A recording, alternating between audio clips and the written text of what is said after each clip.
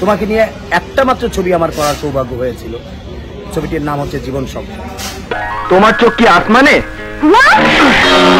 হাতটা ভেঙে ওই হাতে ধরিয়ে দিতে পারতাম, শুধু মেয়ে মানুষ বলে করুণা হচ্ছে। আমার ওই ছবিতে জীবন সংসারে একটি গান ছিল আমার লেখা। পৃথিবীতে সুখ বলে যদি কিছু থেকে থাকে, তার নাম ভালোবাসা, তার নাম প্রেম।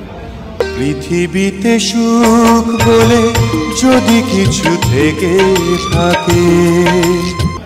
ছবিটির ওই গানটা লিখেছিলাম আমি, সুরও করেছিলাম আমি। আমাদের প্রয়াত তাহের চাচা ছবিটার গানের কম্পোজিশন করেছিলেন। তার নাম ভালোবাসা, তার নাম প্রেম। কিন্তু গানটি যখন রেকর্ড হয়ে আসলো, বাংলাদেশের দুই তারকা সাবিন ইয়াসমিন এবং আগুন গেয়েছিলেন গানটা, এবং ওই গানটার ওপেনিং করেছিলেন বাংলাদেশের আর এক বিখ্যাত তারকা কিংবদন্তি খানাতাউর রহমান। সেই গান নিয়ে আমাদের সেটে কি যে হইচই হয়েছে। জ্বলে পুড়ে মরার মাঝে যদি কোনো সুখ থাকে। সালমান পছন্দ করতে তুমি, কোরিওগ্রাফার ছিলেন মাসুম বাবুল, তিনিও পছন্দ করেছেন, শাবনুরও পছন্দ করেছেন। তার নাম ভালোবাসা, তার নাম প্রেম। গানের একটা শট হচ্ছে তো একজনের মন মতো হচ্ছে, আর একজনের মতো হচ্ছে না। হ্যাঁ, কিন্তু কেউ ছাড়তে রাজি না। গানটাকে নিয়ে সবাই এত উল্লসিত ছিল। আর সালমান, তুমি এত উৎসাহিত ছিলে সে গানটা নিয়ে, সাংবাদিকদেরকে ডেকে ডেকে সবসময় তুমি বলতে যে এই গানটার কথা, এবং সেই গানটা বিভিন্ন পত্রিকায় অলরেডি ছাপা হয়েছে লিরিক। তুমি এত পছন্দ করেছিলে গানটা। তোমার পছন্দটা আসলে রাইট ছিল সালমান। হৃদয়ের দাম দিয়ে হৃদয়ে নিলেন তার নাম।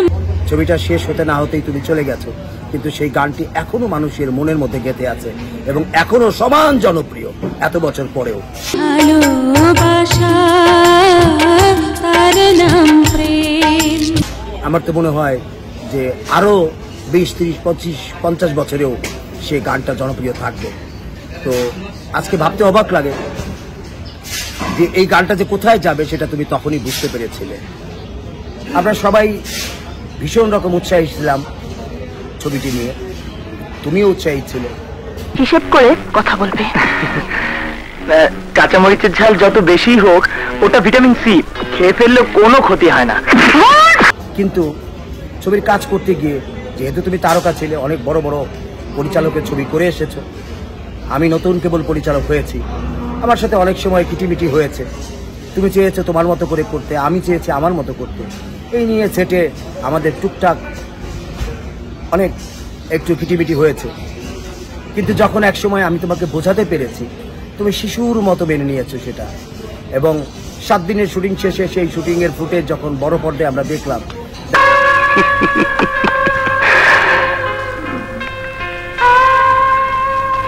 I'm in love। দেখার পরে তুমি একদম চুপ হয়ে গেলে এবং এক সময় আমাকে এসে জড়িয়ে ধরে বললে যে রাজু ভাই, আমি আর আপনাকে বিরক্ত করব না। আমি বুঝে গেছি যে আপনি বুঝে কাজ করেন, আপনি যা চিন্তা করেন সেটা পর্দায় আপনি আনতে পারেন। এবং এরপর থেকে ভীষণ আনন্দ নিয়ে আমরা কাজ করেছি এবং ছবিটা শেষ করেছি।